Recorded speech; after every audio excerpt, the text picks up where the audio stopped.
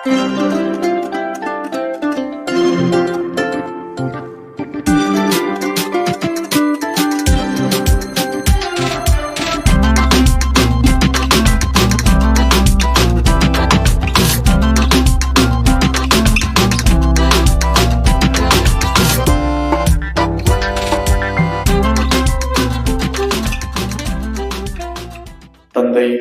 மைந்தன், தூய ஆவியின் திருப்பெயரிலே நம் அனைவருக்கும் கிருபையும் சமாதானமும் நல் பேராசீர்வாதம் நம் அனைவருக்கும் உண்டாவதாக. ஆமென். அன்பானவர்களே, இந்த நாளிலே சிந்தனைக்காக கொடுக்கப்பட்டிருக்கிற திருமறை பகுதி ஆதியாகம புஸ்தகம் 18வது அதிகாரம் 1வது வசனத்திலிருந்து 15வது வசனம் முடிய. ஆதியாகமம் 18வது அதிகாரம் 1 முதல் 15 முடியுள்ள வசனங்கள். அதிலே 14வது வசனத்தின் முதற் பகுதியை மாத்திரம் நான் வாசிக்கிறேன். கர்த்தரால் ஆகாத காரியம் உண்டோ? கர்த்தரால் ஆகாத காரியம் உண்டோ?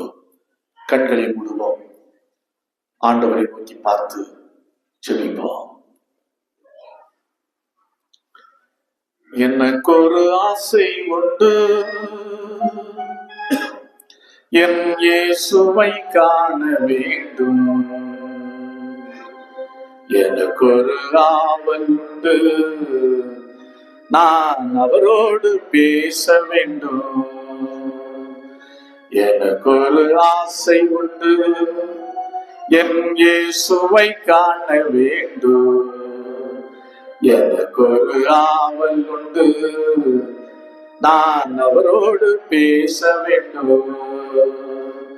வானகமே வையகமே எனது ஆசை நிறைவேறுமா? வானகமே வையகமே எனது ஆசை நிறைவேறுமா? எனது ஆசை நிறைவேறுமா? எனக்கு ஒரு ஆசை உண்டு, என் இயேசுவை காண வேண்டும். எனக்கு ஒரு ஆவல் உண்டு, நான் அவரோடு பேச வேண்டும். தினமும் வேதத்தில் பார்க்கிறேன், தேவாதி தேவனை துதிக்கிறேன். தினமும் வேதத்தில் பார்க்கிறேன், தேவாதி தேவனை துதிக்கிறேன். ஜபத்தில் பேசி மகிழுகின்றேன், ஜீவதேவனை வாழ்த்துகின்றேன். ஜபத்தில் பேசி மகிழுகின்றேன், ஜீவதேவனை வாழ்த்துகின்றேன். வானகமே வையகமே எனது ஆசை நிறைவேறுமா? வானகமே வையகமே எனது ஆசை நிறைவேறுமா? எனது ஆசை நிறைவேறுமா? எனக்கு ஒரு ஆசை உண்டு, என் இயேசுவை காண வேண்டும். எனக்கு ஒரு ஆவல் உண்டு, நான் அவரோடு பேச வேண்டும். திருமறை வழியாக தம்மை எங்களுக்கு வெளிப்படுத்திக் கொண்டிருக்கின்ற வசனத்தின் ஊடாக ஒவ்வொரு நாளும் எங்களோடு பேசி மகிழ்கின்ற எங்கள் அன்பின் கர்த்தாவே, ஆசீர்வதிக்கப்பட்ட அற்புதமான நாளுக்காய் நன்றி செலுத்துகிறோம். இம்மட்டுமாய் உம்மை பாடி துதித்தோ ஆராதித்து மகிழ்ந்தோ உடைய வார்த்தைகளை ஆண்டவரே செவிகளை திறந்து வாசிக்க கேட்டோம். இப்போது எங்கள் உள்ளங்களை திறந்து உம்முடைய வார்த்தைகளை உள்வாங்கிக் கொள்ளே நாங்கள் ஆயத்தப்படுகிறோம். எங்களோடு பேசு சுவாமி. மெய்யாகவே இந்த நாளில் சிந்திக்க இருக்கின்ற வார்த்தைகள் உங்களுடைய சன்னிதானத்திலே காத்திருக்கிறேன்.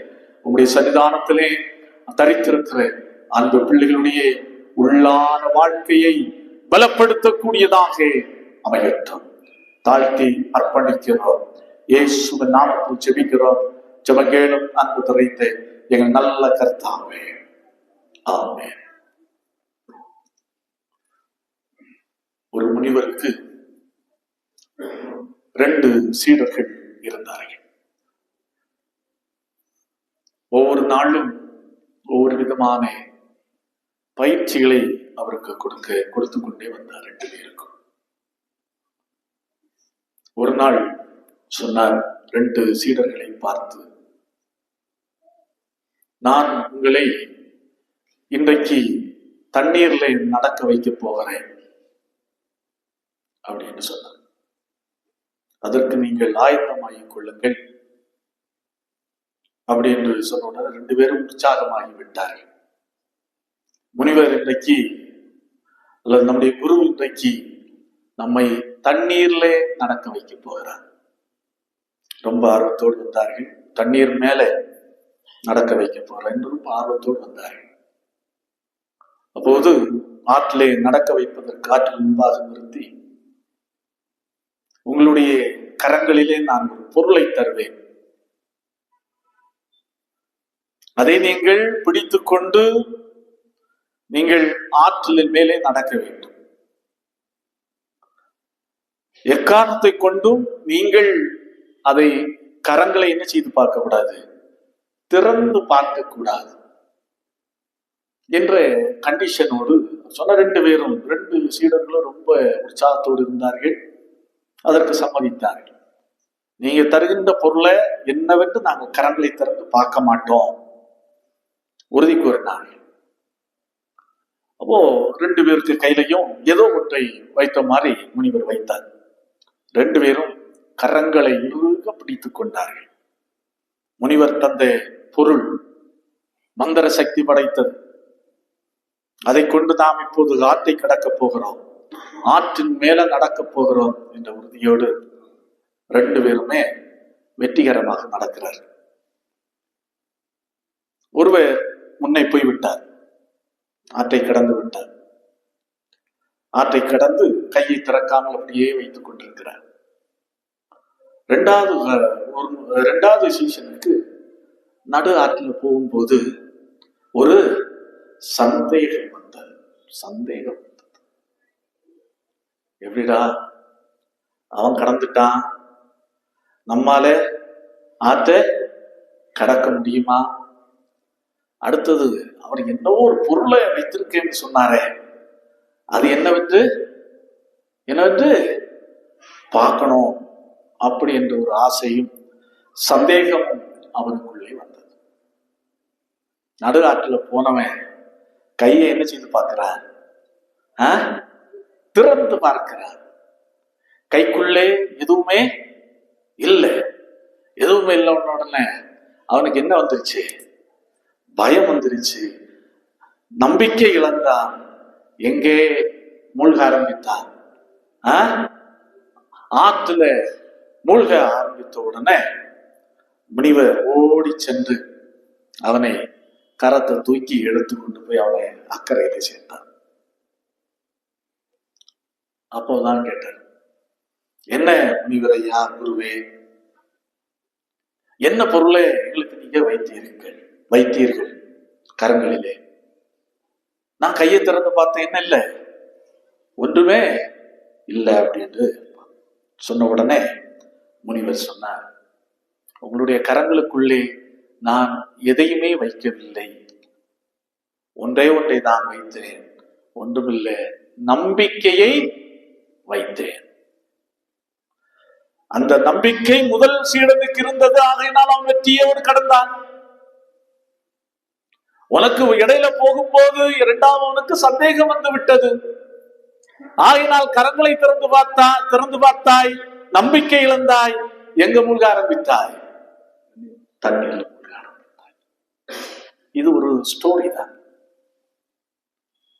நம்பிக்கை மனித வாழ்வுக்கு அதிலும் குறிப்பாக இறை நம்பிக்கை மனித வாழ்வுக்கு எவ்வளவு எவ்வளவு முக்கியமானது என்பதை விளக்குவதற்காக சொல்லப்பட்ட கதை எது. அதே போல இந்த நாளுக்குரிய சிந்தனைக்குரிய பகுதி ஆதியாகம புஸ்தகம் 18வது அதிகாரம் 1 முதல் 15 முடியுள்ள வசனங்களிலே நம்பிக்கை எவ்வளவு முக்கியமானது என்பதை இந்த 15 வசனங்களும் மிக அழுத்தம் திருத்தமாக நமக்கு எடுத்து காண்பிக்கின்றது.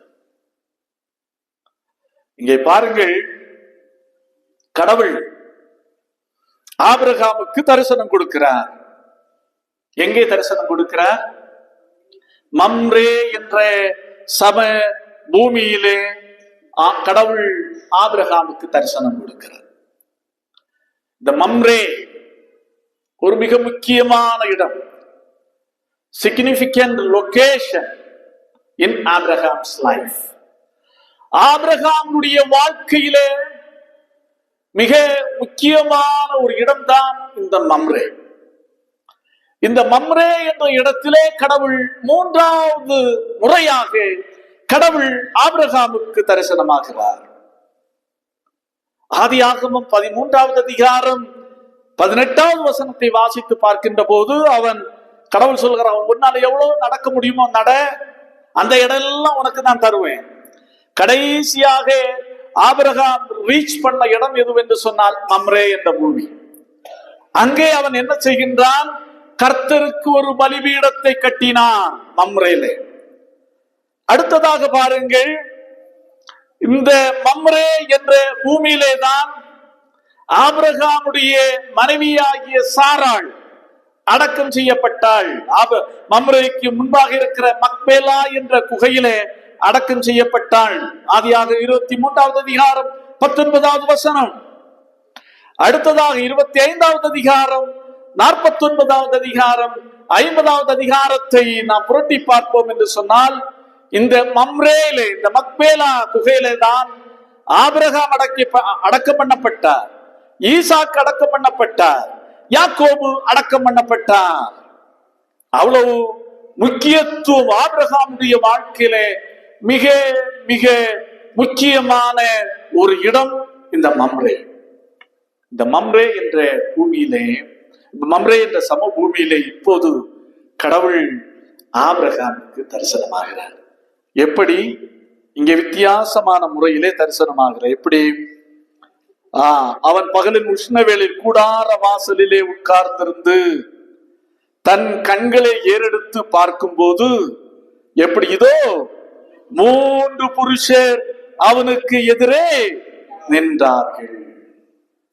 3 புருஷர், ஒருவராக அல்ல, 3 பேராக கடவுள் ஆபிரகாமுக்கு தரிசனமாகின்றார். அது வேத அறிஞர்கள் பல விதங்களிலே சொல்லுகிறார்கள். கடவுளோடு ஒருவேளை 2 தூதர்கள் கூட வந்திருக்கலாம், அப்படி என்று பலவிதமான விளக்கங்கள் கொடுத்தாலும் இங்கே ஒரு வித்தியாசமான முறையிலே கடவுள் ஆபிரகாமுக்கு தரிசனமாகின்றார். எப்படி தரிசனமாகின்றார்?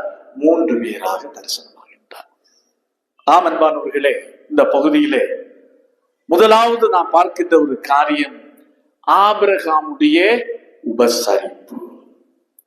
ஆபிரகாமுடைய உபசரிப்பு, அதைத்தான் நாம் பார்க்கிறோம். 3வது வசனம் சொல்லுகிறது, ஆண்டவரே, உம்முடைய கண்களில் எனக்கு கிருபை கிடைத்ததானால் நீர் உமது அடியேனை விட்டு கடந்து போக வேண்டாம். பாருங்கள், உடனே கெஞ்சுகிறார். 3 பேர் வருகிறார்கள், ஆனா யாருக்கு தெரியாது. ஆனால் ஆபிரகாம் அடையாளம் கண்டு கொண்டார். நம்மிடத்திலே வருகிறவர்கள் யார்? தேவ புருஷர்கள் அல்லது கடவுள் அல்லது அவரோடு கூட தூதர்கள் வருகிறார்கள் என்பதை அடையாளம் கண்டு கொண்டார். இது ஆபிரகாமுடைய ஒரு விசேஷித்த. எப்படி அடையாளம் கண்டு கொண்டார்? அப்படி என்று சொன்னால் ஆபிரகாமுக்கும் கடவுளுக்கும் இருந்த உறவு நிலை அப்பேற்பட்ட ஒரு நிலையிலே இருந்தது. என்னிடத்திலே வந்திருக்கிறவர்கள் கடவுள்தான் என்பதை எளிதாக அடையாளம் கண்டுகொண்டு அவன் கெஞ்சக்கூடிய அளவுக்கு நீர் உமது அடியனை விட்டு கடந்து போக வேண்டாம் என்று சொல்லுகின்ற அளவிற்கு உடனே அடையாளம் கண்டு கொண்டான். என்னிடத்திலே வந்திருக்கிறவர்கள் கடவுள் அப்படி என்ற உண்மையை அவன் கண்டு கொண்டான். பாருங்கள், அடுத்து என்ன செய்கிறான்னா உபசரிக்கிறான். உபசரிப்பு மிக மிக முக்கியமானது. அடையாளம் கண்டு கொண்டான். அவன் என்ன செய்கிறான் பாருங்கள், அடியேனை விட்டு கடந்து போக வேண்டாம், கொஞ்சம் பொறுத்திருங்க அப்படி என்று சொல்லி அவன் என்ன செய்கின்றான்? முறைப்படி செய்கிறான். தண்ணீரை கொடுக்கிறான். அடுத்து சாராள் இடத்துல ஓடுகிறான். இப்படி நம்மிடத்துல வந்திருக்கிறார்கள், நீ அப்பம் சுடு. அடுத்து நல்ல கொழு கந்தை பிடித்து எடுத்து யார் இடத்துல கொடுக்கிறான்? வேலைக்காரரிடத்திலே கொடுக்கிறான்.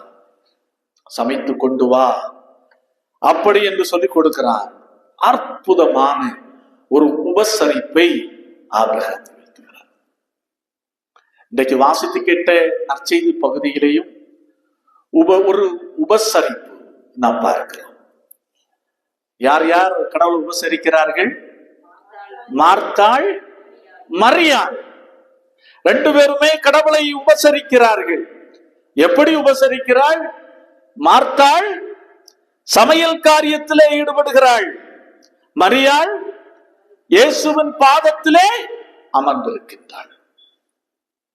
அப்போ இயேசு கிறிஸ்து அங்கே சொல்லுகிறார் மார்த்தாளை பார்த்து, மார்த்தாளே மார்த்தாளே, நீ அநேக காரியங்களை குறித்து கவலைப்பட்டு கலங்கிக் கொண்டிருக்கிறாய்.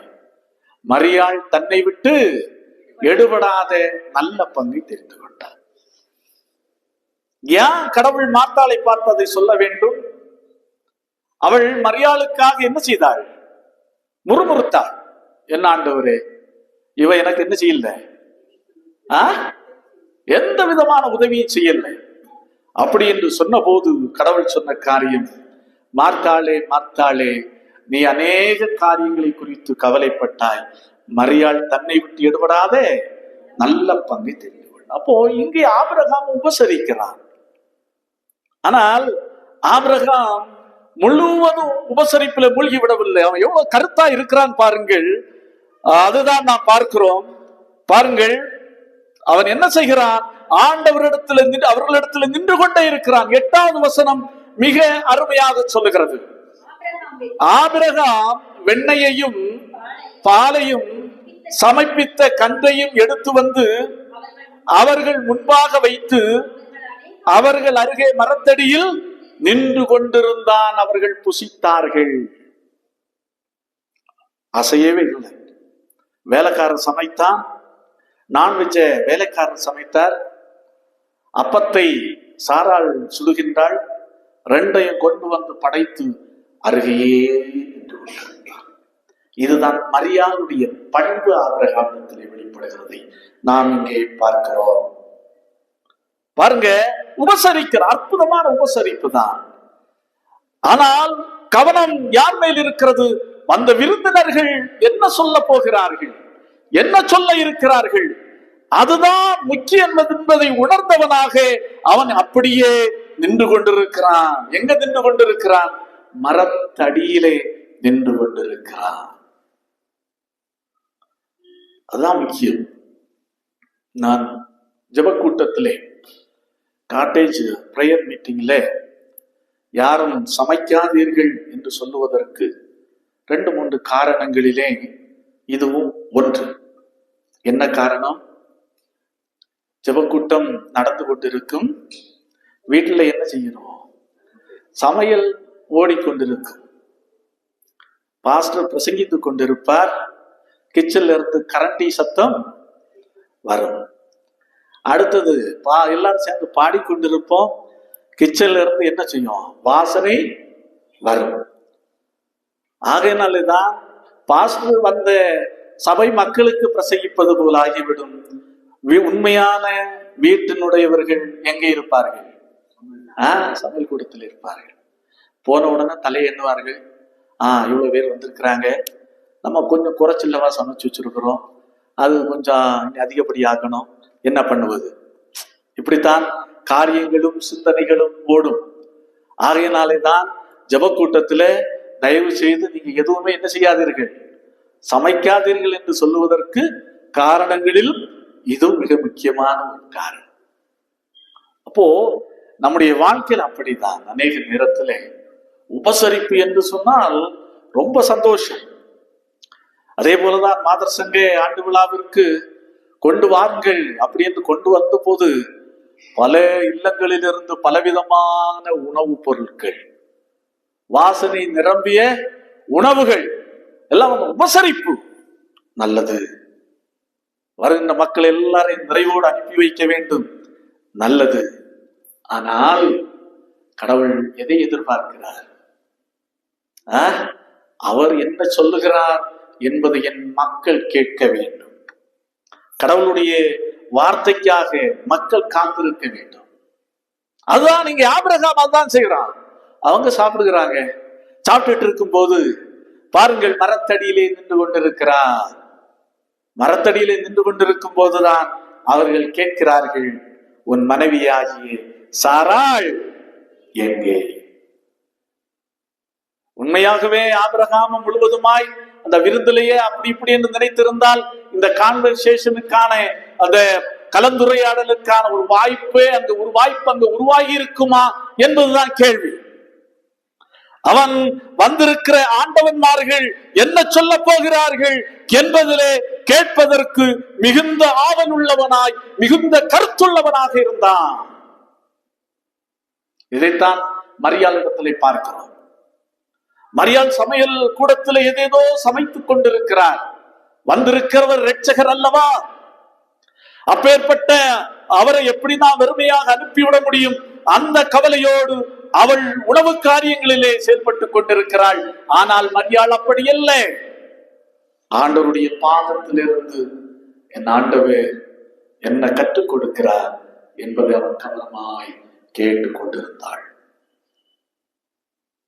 இன்றைக்கு இது நமக்கு தேவை, உபசரிப்பு தேவை. ஆனால் அதோடு எல்லாவற்றையும் விட கடவுள் என்ன சொல்கிறார், இறை வார்த்தை என்ன சொல்கிறது? அந்த உபசரிப்பு இறை வார்த்தைக்கும் கடவுளுடைய சத்தத்தை கேட்பதற்கும் எக்காலத்திலும் எதுவா இருக்கக்கூடாது, ஒரு தடையாய், ஒரு தடைக்கல்லாய் இருக்கக்கூடாது. இது ஆபிரகாமுடைய உபசரிப்பு.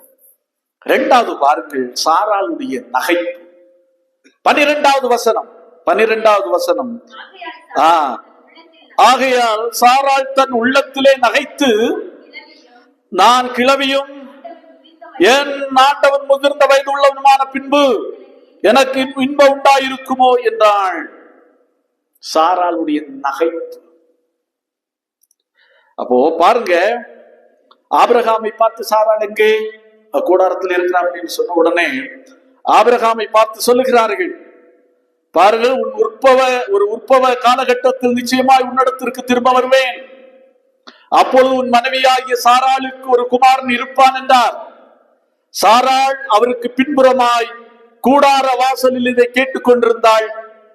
ஆபிரகாம் சாராள் வயது முதிர்ந்து சென்றவர்களாய் இருந்தார்கள். 12வது வசனம் முதற் பகுதி, சாராள் தன் உள்ளத்திலே நகைத்து. சாராளுடைய நகைப்பு பாருங்க. சாராள் ஆஹாஹா என்றெல்லாம் சிரிக்கல, வாய் விட்டு சிரிக்கவில்லை. உள்ளத்திலே என்ன செய்கிறாள்? உள்ளத்திலே நகைக்கிறாள். அப்போதான் கேட்கிறார் பாருங்க, 13வது வசனத்திலே மிக அருமையாக சொல்லுகிறது பாருங்கள். அப்பொழுது கர்த்தர் ஆபிரகாமை நோக்கி, சாராள் நகைத்து, நான் கிழவியா இருக்க பிள்ளை பெறுவது மெய்யோ என்று சொல்வானே. நன்றாய் கவனிக்க வேண்டும். இங்கே நாம் புரிந்து கொள்ள வேண்டிய விஷயம் இதுதான். இவர்கள் உணவருந்தி கொண்டிருக்கிறார்கள். சாராள் எங்கே இருக்கிறாள்? கூடாரத்துக்குள்ளே இருக்கிறாள். அவள் வெளிப்படையாக நக்கலாக சிரிக்கவில்லை. மனதுக்குள்ளே சிரிக்கிறார், உள்ளத்திலே சிரிக்கிறார், உள்ளத்திலே சிரிக்கிறார். ஆகா, இது எங்கடா இது ஆகப் போகிற காரியமா? இந்த வயசான காலத்திலே குழந்தை பிறக்கும் என்று சொல்லுகிறாரே, இது எங்க நடக்க போகிறது என்று நம்முடைய நடைமுறையிலே சொல்ல போனால், மனதுக்குள்ளே அவள் எப்படி சிரித்தாள்? நக்கலாக சிரித்தாள்.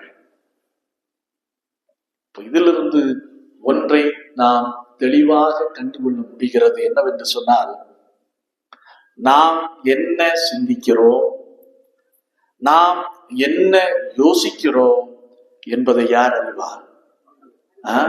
கடவுள் அறிவார். நாம் ஆலயத்திற்கு உள்ளே இருந்து ஆராதனை வேளையில என்ன சிந்திக்கிறோம்?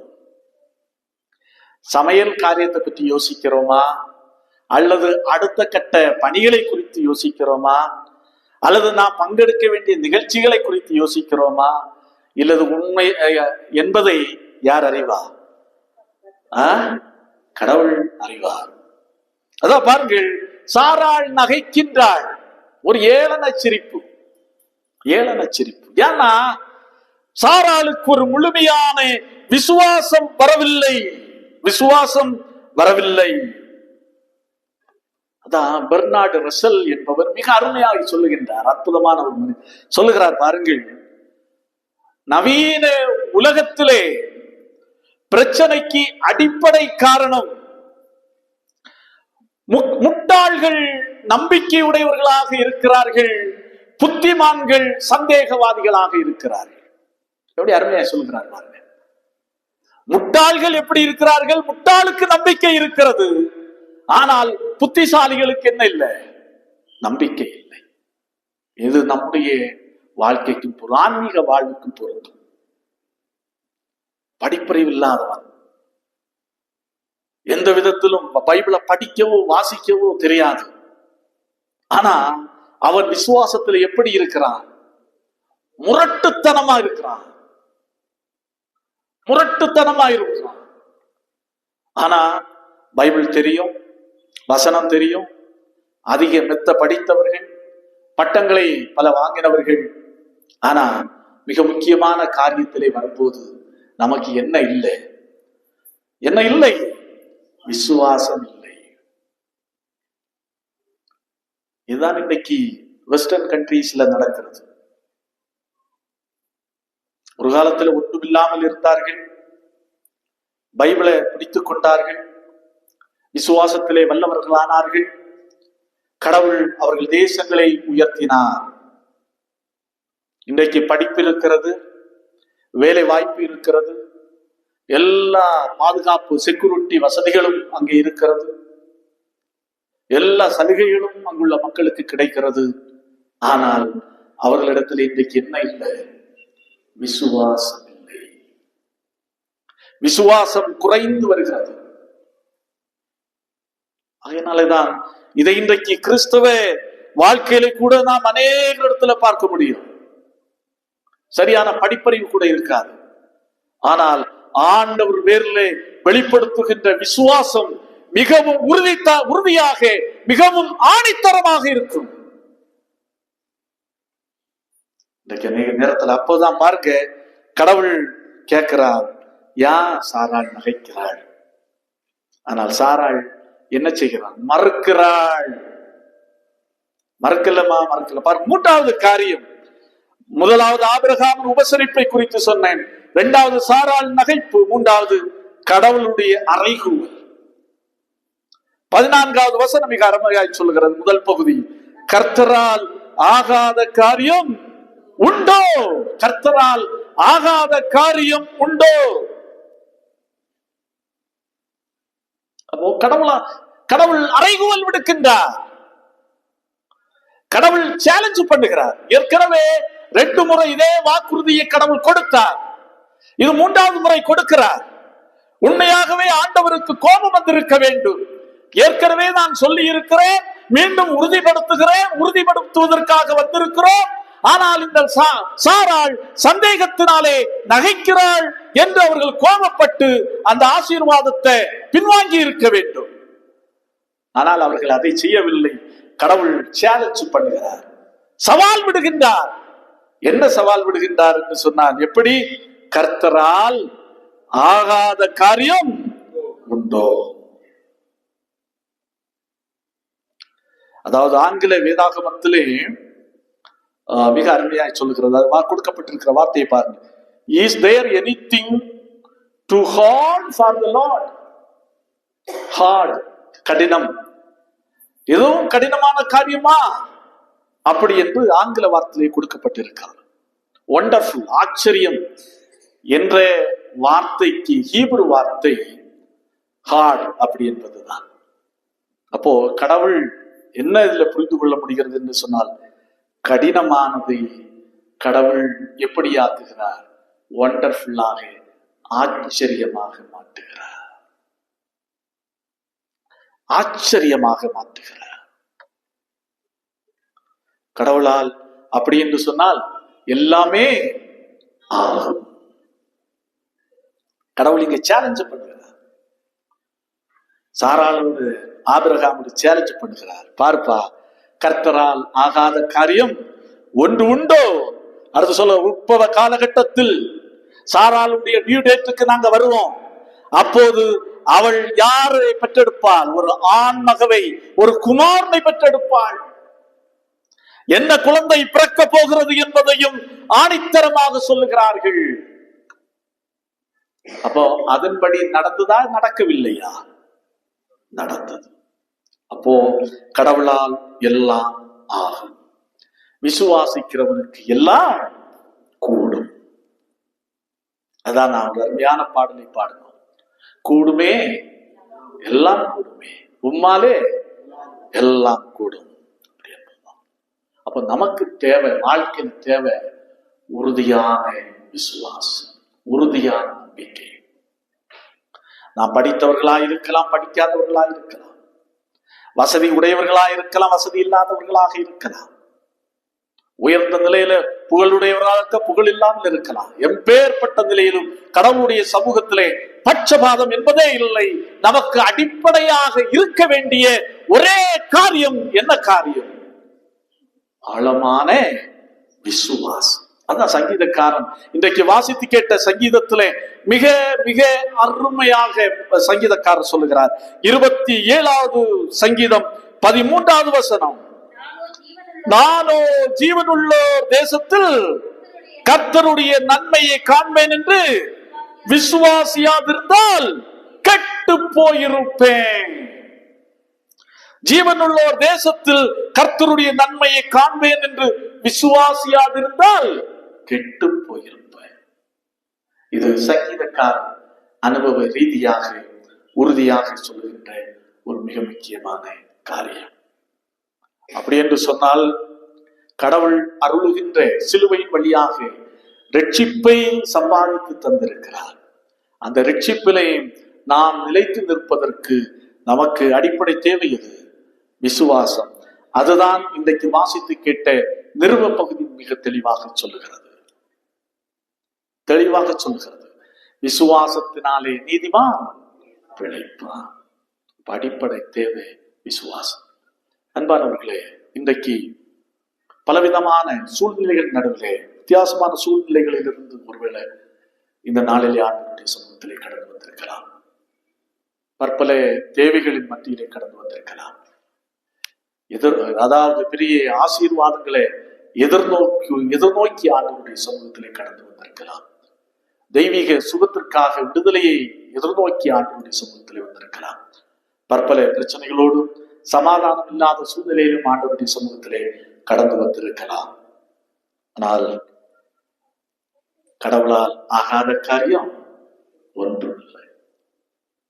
இன்றைக்கு ஆண்டவரை பார்த்து சொல்லுவோம், ஆண்டவரே உம்மை விசுவாசிக்கிறேன். ஆண்டவரே, இந்த பிரச்சனையின் நடுவிலும் உம்மை நான் விசுவாசிக்கிறேன். இந்த தேவையின் நடுவிலும் உம்மை நான் விசுவாசிக்கிறேன். இந்த கஷ்டத்தின் நடுவிலும் உம்மை நான் விசுவாசிக்கிறேன். இந்த இடர்பாடு நடுவிலும் உம்மை நான் விசுவாசிக்கிறேன். இந்த போராட்டத்தின் நடுவிலும் உம்மை நான் விசுவாசிக்கிறேன்.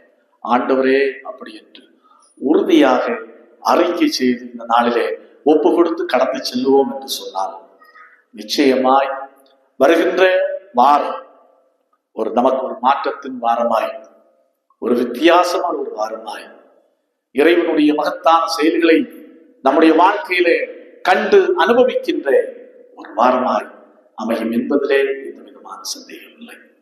ஆகையினால் கடவுளை பார்த்து கேட்போம், கடவுளே, என்னிடத்திலே இருக்கிற சந்தேகங்களை அகற்றும் ஆண்டவரே, என்னிடத்திலே இருக்கிற சந்தேகங்களை அகற்றும், விசுவாசத்தை வர்த்திக்க பண்ணும். இங்கே சாராள் முதல்ல நகைத்தார், ஆனா கடைசியில ஆபிரகாமினுடைய பற்றுறுதி அந்த வாக்கை சாராளுடைய வாழ்க்கையில் நிறைவேற செய்தது. அற்புதத்தை, ஆச்சரியமான காரியத்தை கண்டு மகிழ்ந்தார்கள், ஆண்டவரை போற்றினார்கள். அதே போலதான் நம்முடைய வாழ்க்கையிலும் சூழ்நிலை எல்லாருக்கும், மனிதனாய் பிறந்த எல்லாருக்கும் ஏதாவது ஒரு பிரச்சனை இருந்து கொண்டே இருக்கும். இந்த சூழ்நிலையிலும் ஆண்டவர் என்னோடு இருக்கிறார், என் வலிமை மிக்கவராக இருக்கிறார், பராக்கிரமசாலியாய் ஆண்டவர் என்னோடு இருக்கிறார். நான் ஜெயிக்க முடியும், வெற்றி பெற முடியும், ஆசீர்வதிக்கப்பட முடியும், என்னால் ஆண்டவரால் உயர்த்தப்பட முடியும் என்று நான் விசுவாசிக்கிறேன் என்று சொன்னார். அது நிச்சயமாய் நம்முடைய வாழ்க்கையில நடந்தே தீரும். ஆகவே நான் கேட்பேன், ஆண்டவரே, விசுவாசத்தை நிலை வர்த்திக்க பண்ணும், சந்தேகத்தை நிலை போக்கும். ஆண்டவர் தாமே இந்த வார்த்தைகளை கொண்டு நம் ஒவ்வொருவரையும் ஆசீர்வதிப்பாராக. ஆமென். எல்லாவற்றுக்கும் மேலான தெய்வ சமாதானம் உங்கள் இருதயங்களையும் சிந்தனைகளையும் கிறிஸ்து இயேசு நாமத்தால் காத்துக் கொள்வதாக. ஆமென்.